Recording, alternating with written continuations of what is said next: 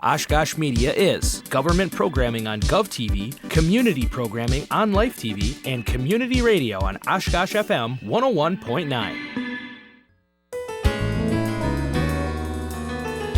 Welcome to the City Manager's Report. The City Manager's Report, a look at city updates and municipal news, and a preview of the next Oshkosh Common Council meeting agenda. Your hosts, Emily Springstrow of Oshkosh Media and City Manager Mark Roloff.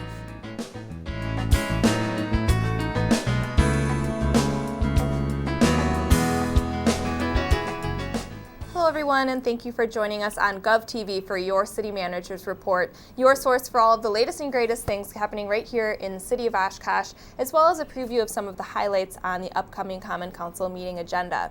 I'm your host, Emily Springstrow, joined as always by our City Manager, Mark Roloff. Welcome, Mark. Thanks for joining us today. Great to be here, Emily. Yeah, it's great to have you. We're going to go ahead and dive into some hot topics for the first half of today's show, and then we'll come back after the break with a preview of some of the hot topics on the agenda for Tuesday, February 11th, 2020.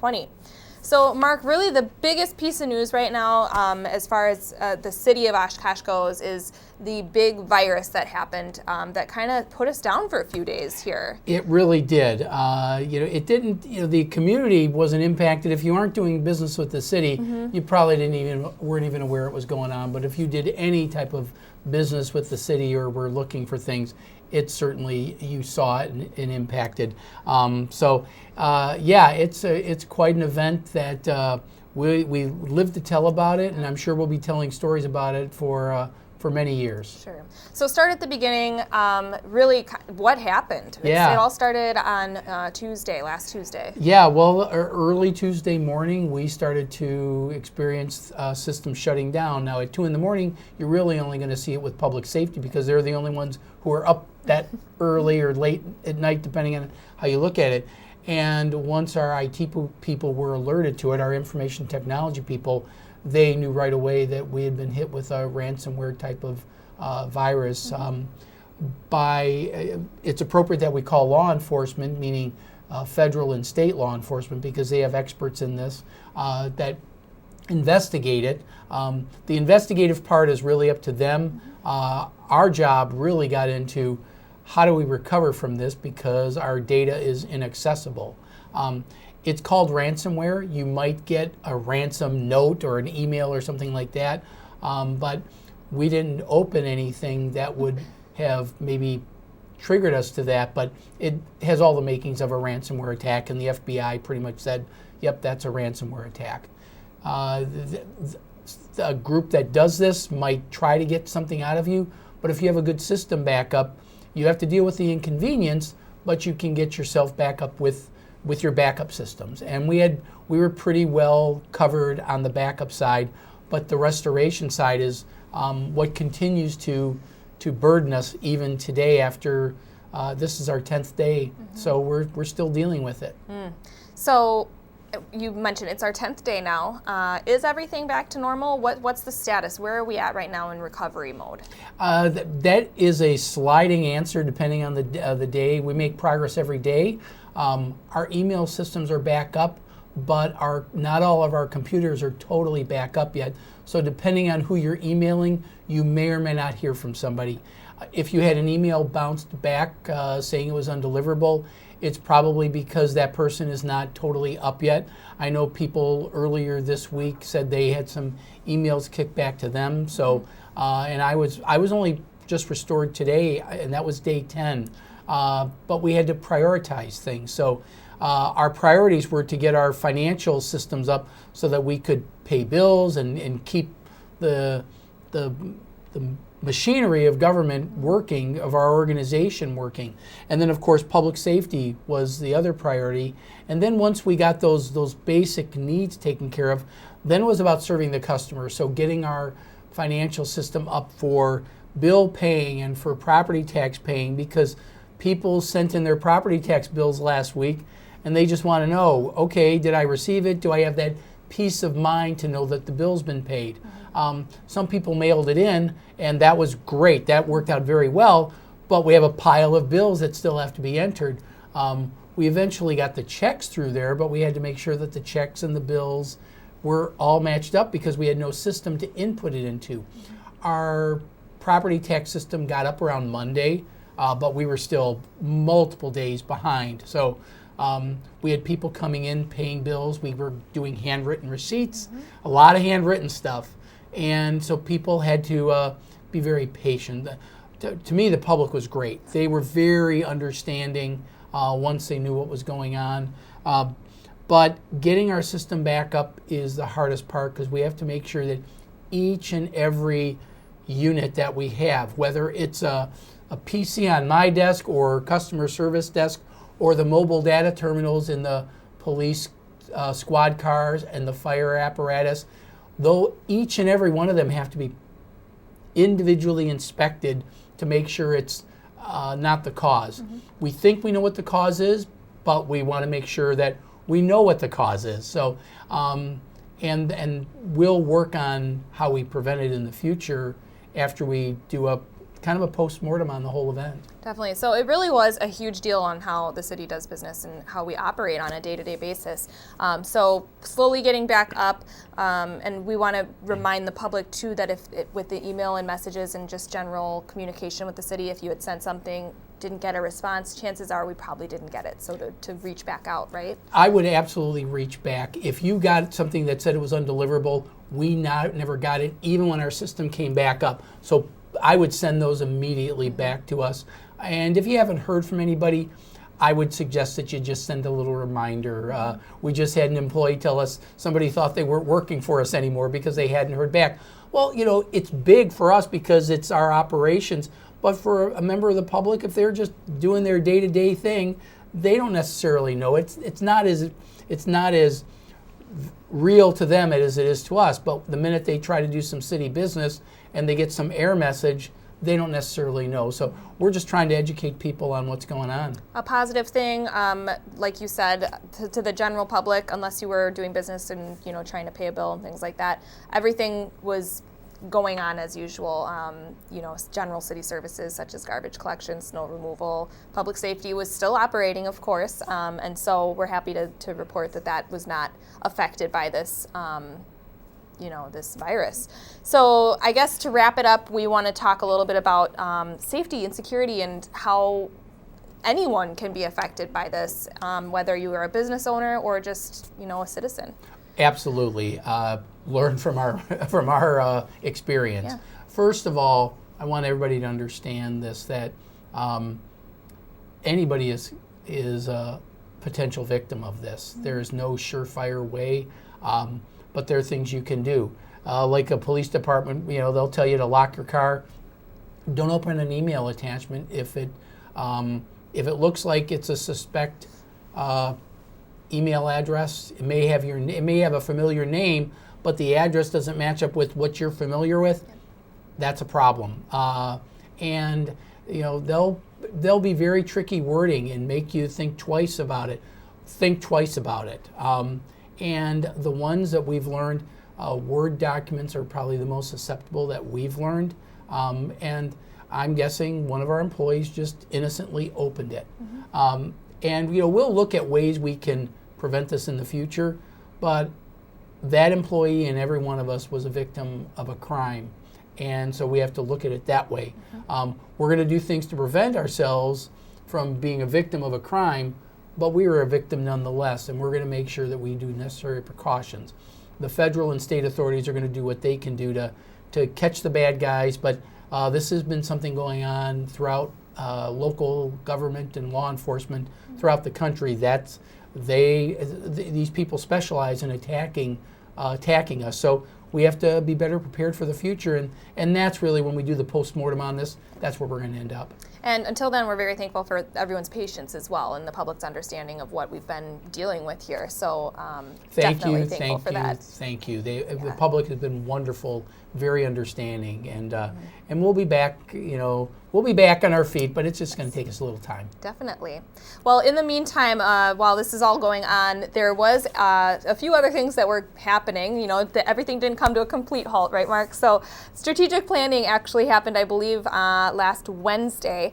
The council had a retreat to discuss the strategic planning. So tell us about it. Council and department heads met all-day retreat over. Oshkosh Corporation was very kind to lend their new conference facilities over there. And council wanted us to get started on our strategic plan so that when we start working on the budget mid-year, that the strategic plan for 2021 and 2022 is kind of out there to help guide them. So we had a great day where we were able to just talk about our priority goals and what initiatives, reinforce some of the things we are already doing, and update it, because we've got a lot of projects on our current strategic plan that I'm happy to say we've checked off the list. But that doesn't mean that important things like public safety, infrastructure, efficient government, neighborhoods, all those things that are in our strategic plan, that they don't matter anymore. In fact, what's next? And that's really what we had a great discussion about. It's always evolving every year, and it was a good example to say what's next. We're always looking forward into the next goals and priorities, initiatives. So next steps, what are we looking at for the strategic planning process here? Council wanted the strategic plan adopted by the end of the first quarter, so the end of March. So we'll be providing a draft for the council in early March, and hopefully it'll be in good enough shape for the council to adopt it as per their schedule at the March 24th meeting. So that's kind of the plan right now. Excellent. Thanks for the update on strategic planning. Moving down our list of hot topics here. We've been talking about the Oshkosh Avenue Bridge for a few months now, actually, and always waiting on a date for when the Department of Transportation is going to be closing that. And we finally have a date, so we can release that now. Yeah, it looks like February 20th is the day that it's proposed to close. And this will be, for quite a long time. So a lot of people may have forgotten about it because we've been talking about it. And then the good news is when it's going to be open. Per the contract, they have to be open to navigational traffic by April 10th. So that's where they think they'll be ready for all the fishing boats and everybody else who wants to enjoy themselves. The entire project, open to traffic and pedestrians and things like that, that's due to be done by June 18th. So now, we've been told that that's a contractual agreement between the Department of Transportation, the state, and the contractor. So we'll see how they do on that. We're going to keep getting updates from the DOT to pass on to our public. It is not a city project, but obviously we all care about it. So we'll keep our eyes on it, and we'll pass along information if things change. Definitely be on the lookout on our social media channels and our city website for updates on that and for detours.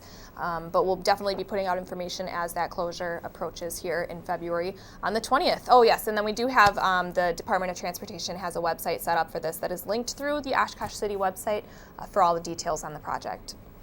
Moving down our list, we want to remind our citizens of the State of the City coming up in just about a month already, March 9th. It's happening so quickly. It's a little earlier this year, which is probably why we're thinking about it being it's coming up on us. But it's going to be Monday, March 9th, over at the Oshkosh Convention Center.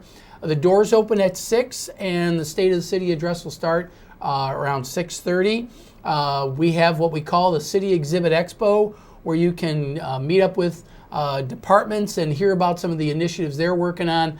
There's only so much I can cover in a short amount of time, but here's an opportunity for you to talk to department heads, elected officials, and other city staff who are working on a lot of really cool projects. So I encourage you to come and just, if you got any questions, you'll learn a whole bunch of stuff about city operations, and hopefully it's a very informative event for you. It really is a great event, like you said, to get some face-to-face time with our city employees and talk about some projects. So we encourage you to come on out Monday, March 9th, Oshkosh Convention Center at 6 p.m. And so normally we do a question mark. We didn't get any on social media this week, so we're going to do kind of a fun fact, I guess you could call it, in lieu of that. So we want to talk about the museum. They did a project on the carriage house. They got a roof replacement, actually. So they had some parts that needed to be replaced. Yeah, the museum, the carriage house had old terracotta roof, and that's just cost prohibitive. The Sawyer family put it in many years ago, but we're not rich like the Sawyer family was, so we had to find a more cost-effective way. So we have simulated terracotta roof.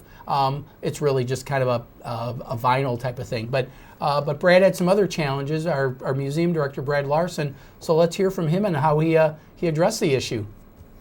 This fall, we had a new roof put on it. When we were doing the roof, we were missing key ridge caps. So when we looked to see what it would cost to replace those, it was astronomical. It was like $8,000 for the missing ridge caps. That was too much money for us to spend, but there was an alternative, and that's 3D printing. And it enabled us to do new ridge caps at about 40% of the cost of what we would have to spend if we did terracotta ridge caps. Once it's painted, once it's up there, people won't be able to tell, and those 3D printed ridge caps will actually outlast the terracotta ridge caps. So really an innovative way to replace something that otherwise would have been a huge cost to the city. Yeah, anytime you're dealing with terracotta, it gets expensive. So even just those ridge caps were $8,000. So I kudos to Museum Director Brad Larson and his staff for coming up with this really brilliant idea. It's on the roof of the carriage house. Nobody's going to be touching it and seeing that it's not terracotta, but it helps protect the end of the roof, and it's decorative without costing a lot of money. Definitely. So thanks to our Oshkosh Media team for doing a little feature on this as well. And it's always fun to kind of present a little bit of a fun fact here on CMR. So we're excited to continue to bring those features to you in the future. Of course, if we do have questions, we will cover those here on CMR. So if you'd like to send a question to Mark, send it to us on Twitter, post it on our Facebook wall, or email it to us, and he'll answer it on the next episode of CMR. We're going to take a quick break. When we come back, we'll dive into the Common Council meeting agenda for Tuesday, February 11th. We'll be right back.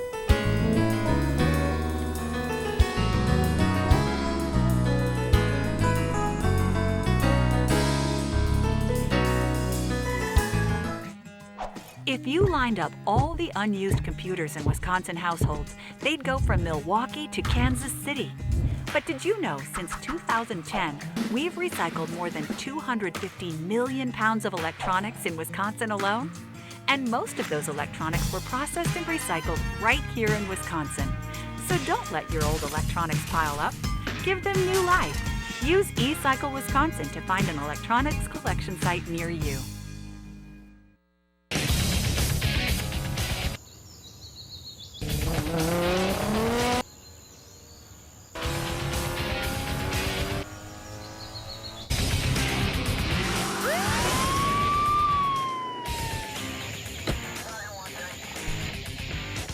Any idea how fast you were going today?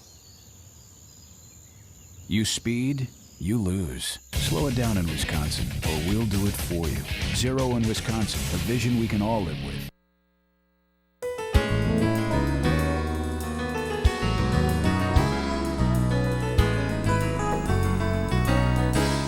Welcome back to City Manager's Report. Thanks again for joining us. Now we're in the second half of the show. We're going to take a look at the Common Council meeting agenda highlights for Tuesday, February 11th, 2020.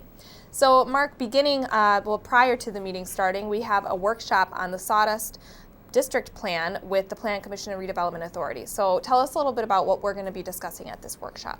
This is a project that the city staff have been working on. We've had some stakeholders involved for the last couple of years to identify what some of the land uses are potentially for the Sawdust District. Basically, either side of South Main Street, south of the Fox River, going east over to Pioneer Island. So we actually had an open house for the public last week, and they gave us some thoughts on it. But this is the Sawdust District with some of the sub areas, and certainly Pioneer Island over by the Menominee Nation Arena, and then just east of South Main, west of South Main, and just along the river. So give you a rough idea of the different sub districts and what types of land uses we could potentially see out there. So now that we've gotten the public input and we've done a lot of work behind the scenes, now it's time to give it to council and let them give us some input on what their thoughts are on this. Definitely. It's a very exciting project. We look forward to some great discussion at this workshop.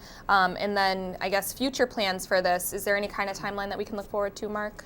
There's no rush to get this done. I think what we want to do is get council's basic observations, feedback, and depending on what their reaction is, if they want a lot of work done, we'll do a lot of work on it. But if they feel more comfortable with it, then we can see how we move towards proceeding with eventually getting it approved. But I think it'll be approved in the next couple months, but there's not a deadline that we have to get it done by a certain date. Sure. Excellent. Moving down at the start of the meeting on February 11th, we've got a presentation, and this is an annual update from Greater Oshkosh Healthy Neighborhoods. Any update on that? Yeah, Greater Oshkosh Healthy Neighborhoods Incorporated, GOHNI as we call them for short, they help coordinate all of our neighborhood associations to improve engagement with neighborhoods, to give us input on how we can better serve neighborhoods, meet neighborhood needs, and also they do some projects that get some properties renovated to get them back on the tax roll to help improve the neighborhood. So Pam Reuter, the executive director of GOHNI, will be here to give their annual report and maybe a little glimpse of what 2020 holds for them. Wonderful. Always positive things coming out of Oshkosh Healthy Neighborhoods. Under pending ordinances, we've got the zone change for the 700 block of South Main Street. Tell us exactly what's going to be going on at this location on Main Street here. Well, this is one of the areas of the Sawdust District, and this was identified for mixed use. So, and we've pretty much known that for a while, but we have a developer who was part of a request for proposal process, and the redevelopment authority approved working with them, and it's one of the things is they have to get the zone change done.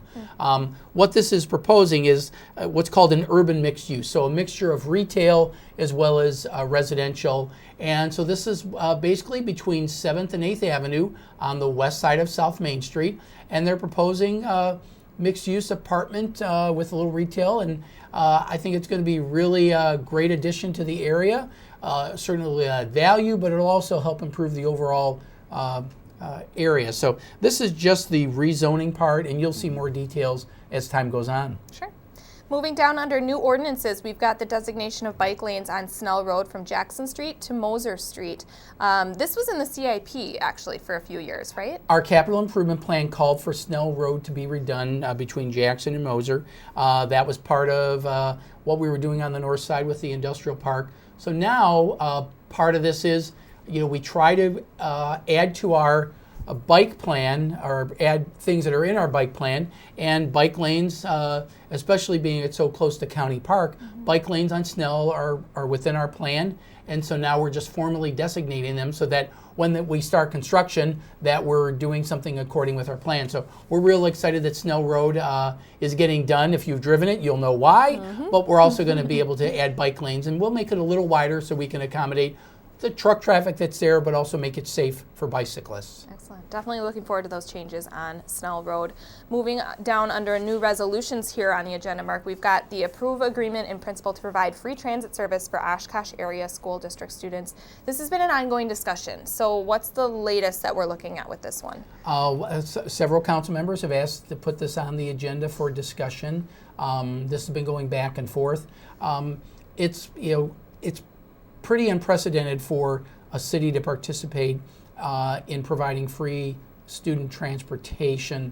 So this is something that I think one of the council members wants to at least get it out there for council to discuss. We've talked in closed session because it's a little bit of negotiation, but they want to bring it out there. I still think we need to take a look at the how the precedent is of us providing this. Green Bay and Appleton currently provide it, but the school district pays 100%. I think that's going to be an issue, but that's a policy issue for the council to discuss and decide.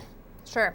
Moving down under council discussion, direction to city manager and future agenda items, we have a few workshops, one of them being FGM Public Safety Facility Study, and this is on February 25th at 5 p.m. Give us a little preview of that one. Several years ago, the council had directed staff to take a look at public safety needs and how we address those needs.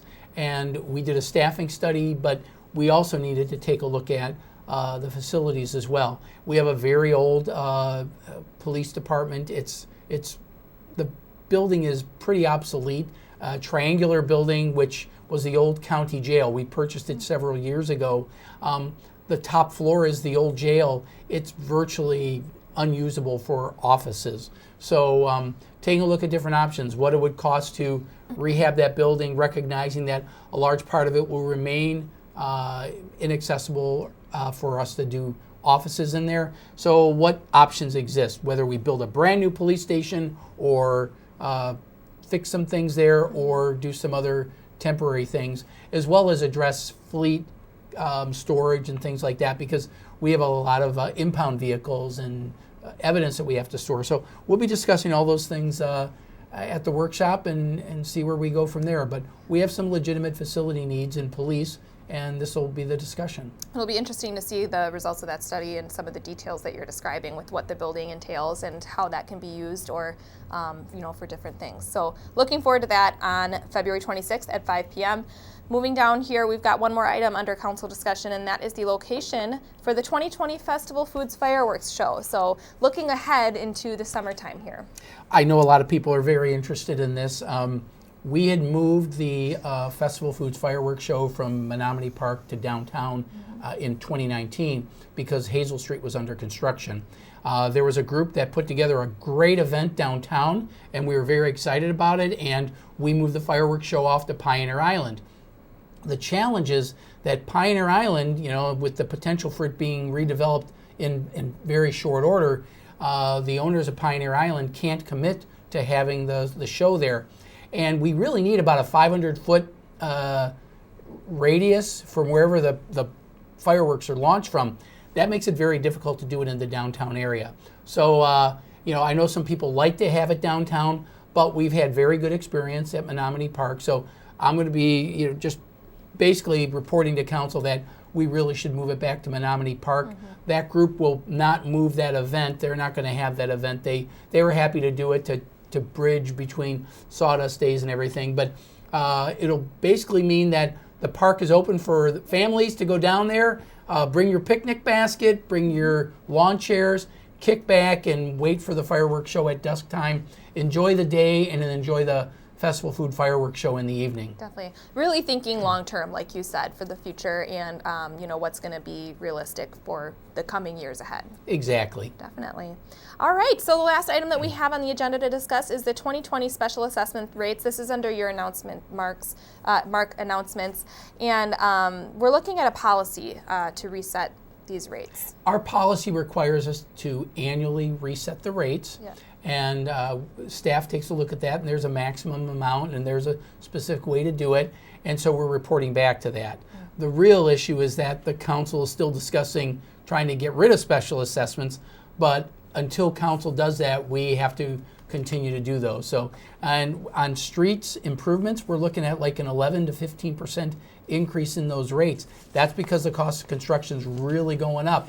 So that's one of the things we report back. And I'm sure this will get council thinking about, oh, wow, this really, these rates have really been going up, and we've been trying to explain that in the last few years, which is why it becomes somewhat cost prohibitive for residents to be able to afford special assessments because they can be so expensive for relatively small and inexpensive property. And so there was a committee that was formed for this. What's the status of that and the discussions that they've been having? The committee's made a recommendation, and there are some legal issues that we're actually going to be talking to council later that evening in closed session to talk about the relative pros and cons and legal issues associated with the recommendation, and if we're going to proceed with that or if we have to do more legal research. So, but until that time, we really do need to get the rate set just in case we need to continue with special assessments. Definitely.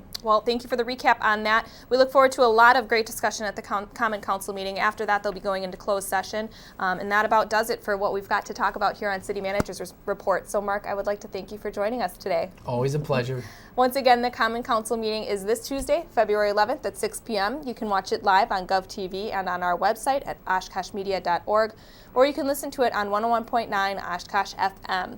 Make sure you like us on Facebook Facebook or follow us on Twitter for all of the community and government programming and updates you could need, or check out our YouTube channel for government meeting replays and past episodes of some of your favorite programs. Don't forget, if you have a question for City Manager Mark Roloff, you can send it to us on social media or email it to us, and he'll answer it on the next episode of CMR.